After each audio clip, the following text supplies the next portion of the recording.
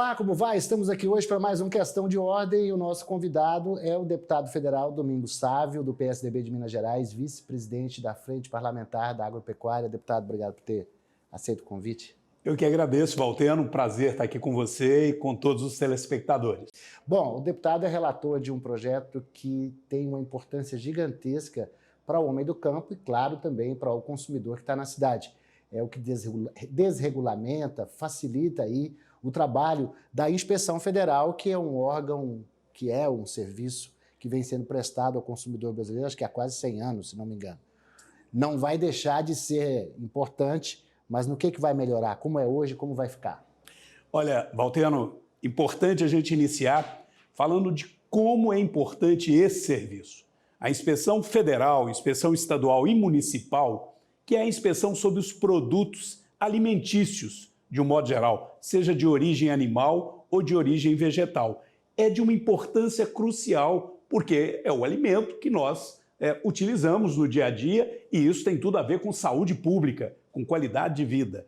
E, portanto, esse serviço, por sinal, muito bem feito no Brasil, nós dispomos de técnicos de excelente qualidade, mas temos uma legislação que já vai para quase um século. É uma legislação que precisa ser atualizada, modernizada, ganhar agilidade. O Brasil hoje é um dos maiores produtores de alimento do mundo. Nós alimentamos mais de 1 bilhão de pessoas. E nós não podemos ficar presos na burocracia. Então, o projeto de lei 1293, que eu não só relatei, mas fiz um substitutivo, debatendo com a sociedade, com quem produz os alimentos, com as representações dos trabalhadores, dos profissionais. Eu sou médico veterinário, então dos meus colegas que trabalham com a inspeção, nós construímos um projeto que moderniza, agiliza, desburocratiza o serviço de inspeção, mas não acaba com ele, pelo contrário, dá a ele até mais vigor, mais força, mais agilidade. Ganha a indústria brasileira de alimentos, que fica mais competitiva, e ganha o consumidor brasileiro, que terá segurança de qualidade e possibilidade de preços também menores, porque a burocracia custa caro. Vamos deixar claro para quem está nos assistindo como é que é hoje e como fica. Vamos pegar um exemplo? A gente fala do CIF, e vocês sabem muito bem, a gente vai no supermercado, vamos ver se tem um carimbinho do CIF? Se tiver, eu vou comprar. Aí lá vai continuar assim, e o que muda, na verdade, se nós compararmos, por exemplo, um queijo? Vamos que pegar é da sua região. Isso, de Minas Gerais, um estado maior produtor de um queijo delicioso, de excelente qualidade. Pois bem, continua sendo obrigatório, né, os serviços de inspeção, de fiscalização, as regras de saúde pública, tudo isso para proteger o rigor. Não muda, inclusive, o RISPOA, que é o Regulamento de Inspeção, em praticamente nada. Você continua tendo que exigir qualidade e os cuidados com a saúde pública. Mas diminui a burocracia. Por exemplo, para você ter uma ideia, todos aqueles produtos alimentícios que você chega no supermercado para comprar, você tem um rótulo ali, não é? Todo produto vem com rótulo. Continuará tendo rótulo. Só que hoje, para você criar o rótulo, é uma burocracia infernal. Você tem que mandar o rótulo para o Ministério vai dizer qual o tamanho dessa ou daquela letra, como é que você vai fazer o rótulo, um grau de interferência e de burocracia terrível. E isso trava o desenvolvimento da indústria brasileira. O que fica com a lei atual? O rótulo continua existindo, as regras dizendo o que tem que ter no rótulo para garantia do consumidor continuam existindo, mas quem define o rótulo é a empresa e ela passa a ser responsável por cumprir a lei, o óbvio. Isso chama autorregulação. Ela tem a obrigação de se autorregular e apenas comunica ao Ministério qual que é o rótulo que ela vai colocar no seu produto. E claro que se ela fizer algo errado, será punida por isso. Sem dúvida. Ou seja, dá à empresa a responsabilidade por aquilo que produz. Isso. Mas no dia a dia, lá na linha de produção, por exemplo, a empresa estabelece qual que é a sequência que ela vai fazer para atender às exigências sanitárias. Ou seja, ela vai dizer, vou receber um leite com este padrão de proteína, com este padrão de matéria seca, de gordura, que são as qualidades, as condições físico-químicas e biológicas do leite, que tem que atender os padrões de segurança. Ela vai informar ao Ministério ou ao Serviço de Inspeção Estadual, no caso de Minas, o IMA, ou o Serviço de Inspeção Municipal. Ela vai informar qual a técnica que ela vai usar para fazer o queijo, que tem que atender aos cuidados sanitários. Ela vai informar as datas de validade, todos os cuidados. E ela vai exercer um autocontrole. Ela se obriga a ter ali profissionais que cuidam de acompanhar toda a produção até chegar no consumidor, garantindo que aquele produto é de excelente qualidade. Ao invés de ficar tendo um fiscal lá 24 horas dentro da indústria, 24 horas dentro da empresa. Você acha que nós temos funcionário público em número suficiente para fazer isso? Eu acho claro que não. Eu ia até colocar, né? O Ministério, a gente observa, principalmente nos portos, aqueles produtos que são perecíveis. O Ministério da Agricultura não tem fiscais suficientes para poder fazer essa fiscalização. Aí trava tudo. E no caso do CIF, nos municípios, quem é que faz? É uma delegacia do Ministério da Agricultura que está lá ou é o fiscal municipal? Olha, no caso dos municípios, esse projeto vai fazer uma revolução, viu, Valteno? Ele, no caso dos municípios, ele vai regulamentar algo que o Ministério já propôs, que já tem na lei, que o próprio presidente anunciou, mas que até hoje não funciona. Eu estou me referindo à possibilidade daquele produtor que está lá no município poder fabricar o queijo, fabricar um produto de origem animal ou de origem vegetal, obviamente respeitando as regras sanitárias, registrado no Serviço de Inspeção Municipal, e estando registrado no Serviço de Inspeção Municipal, esse registro dele vai para uma plataforma que no meu projeto de lei está sendo criada no Ministério da Agricultura, tudo isso digitalizado, e ele automaticamente está autorizado a vender no Brasil inteiro. Hoje, quem está registrado no SIM, que é o Serviço de Inspeção Municipal, só pode vender no município. Isso é um contrassenso. Imagine um produtor de queijo numa pequena cidade mineira. A maioria dos produtores de queijo em Minas Gerais estão no interior de Minas, é claro. Ninguém fica fabricando queijo lá em Belo Horizonte. Mas quem está lá no interior de Minas quer vender o seu queijo, seja lá no Mercado Central em Belo Horizonte, seja nos grandes supermercados, e hoje ele não pode, porque o Serviço de Inspeção Municipal só dá a ele a possibilidade de vender no município. Ora, lá no município ele não tem mercado para aquele queijo. Aí ele fabrica um queijo com toda a qualidade, com todo o cuidado, e quando ele vai vender esse queijo para a capital ou para uma cidade polo, ou quando vai alguém lá na sua cidade e compra e coloca num caminhão, ele está sempre correndo o risco desse caminhão ser parado na estrada e toda a carga ser apreendida, porque ele não está autorizado a sair do município com aquele queijo. É um contrassenso. Então esse é um grande diferencial, então. É um grande diferencial, porque se o queijo está apto para ser consumido lá no município, do ponto de vista de saúde pública, de qualidade, ele tem o registro no Serviço de Inspeção Municipal, que tem lá um médico veterinário do Serviço de Inspeção, que pode eventualmente ir lá na sua pequena fábrica, na sua propriedade e verificar a qualidade da produção e fiscalizá-lo. Se isso está sendo feito com qualidade, por que ele não pode vender na cidade vizinha? Por que ele não pode vender em Belo Horizonte? A saúde pública é diferente na cidade do interior e na capital, desde que faça o transporte de forma adequada, não haverá problema. Então, a nossa lei está desburocratizando isso. Vai melhorar a vida desse pequeno produtor. Agora, as grandes empresas também estão muito interessadas nesse projeto, por aquela razão que eu te disse. Hoje, a burocracia em cima de um grande frigorífico, por exemplo, é tão grande que às vezes um frigorífico quer trabalhar em 3 turnos, 8 horas de uma turma, mais 8 horas de outra, 8 horas de outra turma, fazer, por exemplo, ao invés de abater 1.000 cabeças por dia, abater 3.000 cabeças por dia. E, obviamente, gerar mais emprego, gerar mais desenvolvimento, todo mundo ganha. E aí, por que ele não é autorizado a trabalhar em 3 turnos, ou pelo menos em 2 turnos? Porque não tem fiscal da Inspeção Federal suficiente para estar lá acompanhando toda a produção.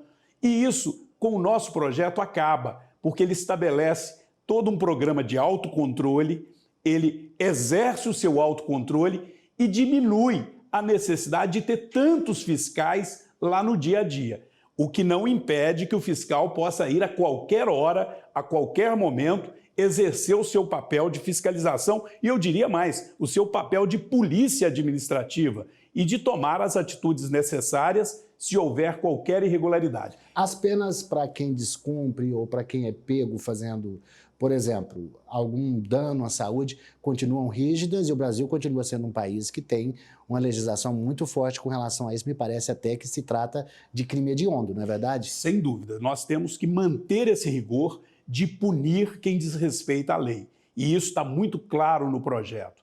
Até mais, o projeto amplia e muito o valor das multas. Maravilha, hoje, isso. uma multa para quem frauda um produto, uma multa para quem vende um produto estragado, ela chega a 15 mil reais. Não é? No nosso projeto, ela poderá chegar a 150 mil reais. Uma única multa. Ou seja, à medida que eu ganho essa autonomia, mais responsabilidade no processo de produção. Sem dúvida. E garantia de segurança ao consumidor. Olha, eu digo muitas vezes para as pessoas entenderem o seguinte: autocontrole não significa autorregulação. Autocontrole significa o seguinte: aquele frigorífico ou aquele laticínio, ele vai exercer no dia a dia o controle da sua produção, a responsabilidade de ter profissionais acompanhando cada etapa da produção para garantir ao consumidor que a qualidade é boa. Ou seja, a empresa passa a ser ainda mais responsável pela qualidade do seu produto. Agora, a regulação continua obrigação do poder público. O poder público é que continua tendo a autoridade de regulamentar, de fiscalizar e de regulamentar, e de punir, se for o caso. Então, o projeto desburocratiza, torna mais ágil, torna o Brasil mais competitivo e nós não estamos inventando a roda. Na verdade, isso já funciona na América do Norte, que é um grande concorrente do Brasil. Os Estados Unidos não é apenas um grande comprador da proteína brasileira, ele é também um concorrente nosso para vender proteína animal para outras partes do mundo. E ele hoje tem uma produção que é exercida dessa forma, com autocontrole. E isso não tira também o papel, por exemplo, de outros órgãos de fiscalização e controle, como o Inmetro, como a Anvisa. Ou seja, nós, do ponto de vista do consumidor, a gente está bem calçado, é verdade? Sem dúvida. Por exemplo, o Inmetro, que é o Instituto de Pesos e Medidas, que cuida da garantia de que se alguém está te vendendo algo dizendo que ali tem 1 litro, ele continua exercendo essa autoridade, né? E o próprio Ministério também, a própria inspeção, tanto municipal, estadual e federal. E eu aproveito para destacar o seguinte: olha, o que nós estamos fazendo é modernizar a lei. Eu não estou dizendo que a lei atual é ruim. E mais do que isso, nós estamos dando condição aos nossos profissionais, que eu faço questão de destacar, são bons profissionais. Os nossos quadros do Ministério da Agricultura, né, tanto dos órgãos estaduais, o Estado de Minas tem o IMA, Instituto Mineiro de Agropecuária, que é referência no Brasil. E nós estamos precisando fortalecer esse serviço nos municípios. Muitos municípios nem têm o serviço de inspeção porque eles não têm interesse em ter, porque é um serviço hoje inócuo. Você cria lá na cidade, mas não pode vender na cidade vizinha. Com a nossa lei, todo município vai querer ter. E esses profissionais vão ficar valorizados com o nosso projeto. Porque ao invés deles ficarem cuidando de burocracia, imagine, por exemplo, um médico veterinário, um engenheiro agrônomo, aqui dentro do Ministério da Agricultura em Brasília, ou lá em Minas Gerais, ou em qualquer estado, na superintendência regional, passa o ano inteiro analisando papel, olhando rótulo, ver se o rótulo está de acordo com a lei ou não. Ora, a partir de agora, esse nosso profissional altamente qualificado vai exercer o seu verdadeiro papel, que é de fiscalizar para ver se a empresa está, sim, cumprindo as suas obrigações de produzir com qualidade. E tira aquela obrigação dele ficar 24 horas lá dentro da empresa. Isso nem é muito saudável, na minha opinião. Você colocar um funcionário público, ficar 24 horas dentro de uma empresa, ele começa a parecer que ele é meio funcionário da empresa. Ele acaba correndo o risco disso estabelecer determinadas relações que não são as mais adequadas. É preciso que ele mantenha a sua autoridade, com a liberdade de ir sempre que necessário, fiscalizar com independência, com autonomia, mas não ficar ali dentro da empresa 24 horas cuidando de burocracia. É isso que, infelizmente, tem feito com que a nossa inspeção, que é boa, às vezes tem até uma imagem ruim. Deputado, como é que está o projeto? Nós estamos falando aqui desse projeto, que é relatado pelo deputado Domingos Sávio. Me parece, o que está faltando para ir a plenário e ele vai para o Senado depois? Olha, esse projeto ele tem uma característica que é muito positiva, que ele é chamado terminativo. E por isso nós fizemos uma discussão bem profunda, nós tivemos várias audiências públicas, ouvimos a representação do setor produtivo, do leite, da parte de carnes de um modo geral, da avicultura, suinocultura, bovinocultura, da área de grãos, de soja, dos insumos. Ele trata de tudo isso, inclusive dos insumos, dos produtos que são utilizados na produção de alimentos. E depois dessas audiências, ele foi votado e aprovado, o substitutivo de nossa autoria, na Comissão da Agricultura. Depois ele foi votado e aprovado na Comissão de Fiscalização Tributária e também na Comissão de Constituição e Justiça. Agora, ele falta só ter a aprovação de redação final na Comissão de Constituição e Justiça, que deve ocorrer na primeira ou segunda sessão da instalação da comissão agora, espero eu, no início de abril, e vai para o Senado. Ele é chamado projeto terminativo, ele tem uma tramitação mais rápida. E aí nós estamos trabalhando, já conversei com o presidente do Senado, senador, que é certamente sensível, né, da sua... Sem dúvida, meu de Minas. Conterrâneo mineiro, Rodrigo Pacheco. Ele sabe como esse projeto será bom para o consumidor, mas muito bom para a indústria de alimentos brasileira, dando mais competitividade, mais agilidade, diminuindo custos. E como é um projeto que tramitou num ambiente bem consensual. Quando eu digo consensual, é porque, embora a autoria do substitutivo seja de minha iniciativa, ele foi construído a várias mãos. Eu procurei ouvir os colegas parlamentares, o deputado Cristino Áureo, relator na fiscalização tributária, e lá ele, obviamente, participou ativamente da construção desse substitutivo, o Pedro Lupion, relator na Comissão de Constituição e Justiça, e o ambiente, eu diria, consensual. Eu acho que ganha muito o Brasil em aprovar rapidamente esse projeto, porque a exportação brasileira vai deslanchar mais, né? Nós teremos mais agilidade para poder produzir com qualidade, com credibilidade, ganhando mais mercados. Agora, por exemplo, eu ouvi de alguns representantes da área dos suínos que nós estamos com um volume grande e precisando agilizar os abates de suíno, porque tem algumas cadeias produtivas, como aves, suínos. Se você passar um dia, uma semana, daquele limite ideal do abate, o prejuízo é enorme, porque o animal passa a não ter a mesma conversão alimentar, a relação custo-benefício começa a ficar negativa. Não, e nas frutas também, a manga, se você colher ela 2, 3 dias depois, lá na ponta, quando ela chegar na Europa, cada dia, cada hora, às vezes, é importante. Tem cada detalhe nisso. Eu quero aproveitar a sua presença aqui, o senhor está falando disso, o deputado que é mineiro, a gente acompanhou o drama dos mineiros aí durante esse período de chuvas, Bahia, Minas Gerais, Goiás, que é meu estado. Como é que está a recuperação? Como é que vocês estão saindo dessa? Olha, Valteno, foi um momento muito difícil. Graças a Deus, nós estamos já na fase de reconstrução. Né? Infelizmente, assim como em outros estados, tivemos vítimas fatais, mas o grande problema agora é enfrentar a reconstrução. E para nós da área rural, do agro, esse é um problema muito grave. Nós temos feito um apelo ao Ministério da Agricultura, na pessoa da ministra Tereza, fizemos um apelo ao próprio presidente Bolsonaro para que ajude as nossas prefeituras, até mesmo liberar mais rápido as nossas emendas, porque nós que somos parlamentares muito ligados ao agro, sempre colocamos um recurso para ajudar uma prefeitura a comprar uma patrol, a melhorar a conservação das estradas. E os produtores chegaram a perder milhares e milhares de litros de leite, por exemplo, que é um produto perecível. Ficou intransitável a estrada, tem que jogar o leite fora.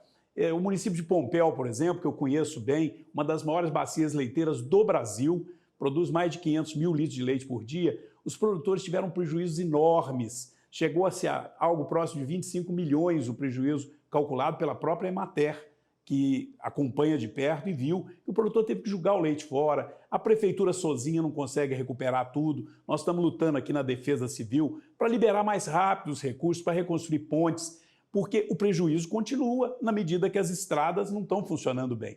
Mas nós estamos com muito trabalho, com muita disposição, reconstruindo tudo isso. Minas é um estado muito trabalhador, vamos dizer assim. O interior mineiro tem uma vocação para superar essas dificuldades. Deputado, outro tema que está deixando o produtor rural preocupado, o Brasil é muito dependente de insumos, a ministra agora, nesse momento que nós estamos conversando aqui, está no Canadá tentando ver se traz mais adubo, fertilizantes para o Brasil.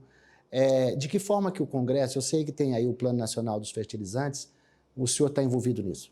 Olha, nós já devíamos ter feito isso há mais tempo. Quando eu digo nós já devíamos ter feito, e eu venho lutando por isso, eu te dou um exemplo.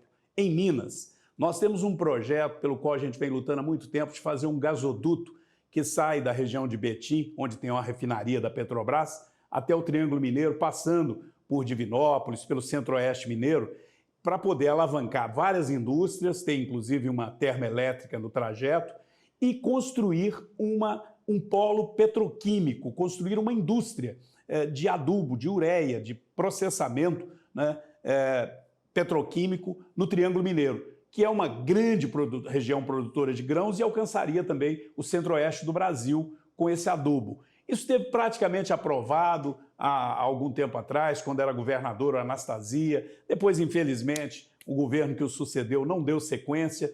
E nós precisamos de fazer isso. Por quê? O Brasil tem petróleo, o Brasil tem gás. Tem potássio. Queima o gás nas nossas refinarias, joga ele fora, literalmente. Nós aprovamos o novo marco regulatório do gás, que incentiva a iniciativa privada a construir os gasodutos. Eu, inclusive, fui coautor desse projeto do novo marco regulatório do gás natural. Portanto, é hora de fazer o adubo que nós temos condição de fazer no Brasil, derivado do petróleo.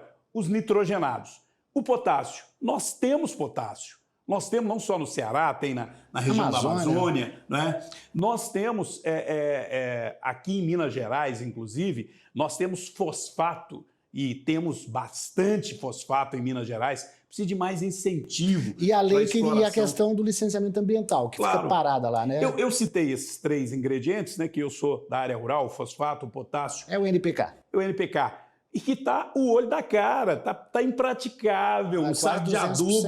É um absurdo, é impossível. O produtor desanima de plantar, principalmente aquele pequeno produtor que sempre planta o milho para fazer a sua silagem, né? E que tem um peso na nossa economia. Claro, vai parar no preço da carne, do frango? Vai parar no preço do leite, da carne, do frango. Ele não tem condição de produzir, porque ele vai ficar no vermelho com o preço que está o adubo. Então, é preciso que isso seja enfrentado, esse lançamento de um plano nacional para incentivar a produção de adubo no Brasil é importantíssimo, é importante atrair, né, outros países como parceiros, inclusive superar essas coisas de barreira comercial. O Irã é grande produtor de nitrogenados, nós precisamos discutir isso, por que não comprar nitrogênio do Irã, né? Por que não comprar um pouco mais? A ministra está lá no Canadá para buscar potássio, né? Eu entendo que o Brasil tem que enfrentar isso, porque, olha, é muito sério se nós comprometermos o agro brasileiro. O agro brasileiro não é importante só para quem produz, não. Você que vive na cidade, né, não só precisa dele para se alimentar, mas o equilíbrio da economia brasileira depende do agro brasileiro. Por isso, nós arregaçamos a manga aqui em Brasília para defender o agro, defender de peito aberto e para acabar com algumas mentiras que insistem em passar para a população. Por exemplo, a nova legislação sobre licenciamento ambiental é para destruir o meio ambiente? É claro que não, não tem nada a ver. É uma legislação para desburocratizar, porque do jeito que está hoje, você cria a indústria da burocracia, você cria a indústria da multa, você cria a indústria da corrupção, não é? Numa burocracia que não defende o meio ambiente. Então é possível sim você conciliar a defesa do meio ambiente com a liberdade de produzir, a liberdade de trabalhar, protegendo o meio ambiente. É isso que nós do agro defendemos. Nós queremos trabalhar, produzir, não queremos destruir o meio ambiente. Eu sou produtor rural, a minha pequena propriedade preserva mais de 40% da área como área de reserva. Eu teria que preservar 20%. As 8 nascentes que tem lá, eu cuido como tesouros que nós possuímos. E é tesouro. O professor Evaristo falou do patrimônio imobilizado dentro das propriedades rurais, algo em torno de 4 trilhões de reais. Deputado Domingos Sávio, nós temos aí 1 minuto e pouco. Você viu que o tempo passou rápido, né? Sim. Mas eu quero deixar um espaço para o senhor fazer as considerações finais para o telespectador, principalmente o pessoal lá de Minas que está nos acompanhando. Olha, eu quero deixar aqui uma palavra de otimismo. Nós vivemos um momento difícil no mundo, né? Com esse ambiente dessa guerra terrível, essa guerra desumana, essa coisa que tem que ser repudiada por todos nós. Mas o Brasil tem uma vocação para a paz. A nossa guerra é contra a fome. E nós temos uma responsabilidade com o Brasil e com o mundo. Nós alimentamos mais de 1 bilhão de pessoas. Nós precisamos de cuidar do agro. E nós não podemos ceder à tentação de acreditar naqueles que andam mentindo por aí, espalhando mentiras sobre nós parlamentares, que defendemos o produtor rural aqui. Eu não estou falando só em meu nome, são nós parlamentares que lutamos aqui em defesa do produtor rural, nós estamos lutando em defesa do Brasil. Quando nós queremos modernizar a legislação ambiental, não é para destruir o meio ambiente. Quando nós queremos discutir a questão dos defensivos, não é para contaminar a comida, é para baixar o custo e produzir defensivos menos tóxicos. E a lei que nós elaboramos é clara, não aprovar nada que seja mais tóxico do que o que está no mercado. No entanto, tem gente que se profissionalizou em falar mal do agro brasileiro. E não é justo isso. O agro brasileiro, o produtor rural, aquele da agricultura familiar ou aquele que é empreendedor, que planta 1.000, 2.000 hectares, todos eles são verdadeiros guerreiros, são patriotas que defendem esse país. Então não é justo essa campanha contra o agro ou contra os deputados que defendem o agro aqui. Portanto, eu quero agradecer a vocês que fazem aqui um jornalismo, um trabalho de debate transparente, fazem as críticas quando necessárias, mas também dão espaço para que a gente mostre que a verdadeira riqueza do agro é o trabalho do produtor rural, do trabalhador rural, daquele que levanta cedo para tirar o leite, para plantar, para cuidar das lavouras, para cuidar das verduras que chegam lá no Ceasa e que não é simples. Nós conhecemos isso. Eu sou profissional da área, eu sei que a luta do trabalhador rural, do produtor rural é grande, por isso eu abro o peito para defender o produtor e o trabalhador rural e não vou me assombrar com esses que saem mentindo sobre nós aí. E aqui o senhor sempre terá espaço, porque esse também é o nosso papel. Eu agradeço bastante a presença do deputado Domingos Sávio, do PSDB de Minas Gerais, vice-presidente da Frente Parlamentar da Agropecuária. Obrigado, e agradeço também a você que acompanhou essa entrevista, viu aí o que o parlamentar está fazendo para melhorar, desburocratizar a chegada do alimento até as nossas mesas.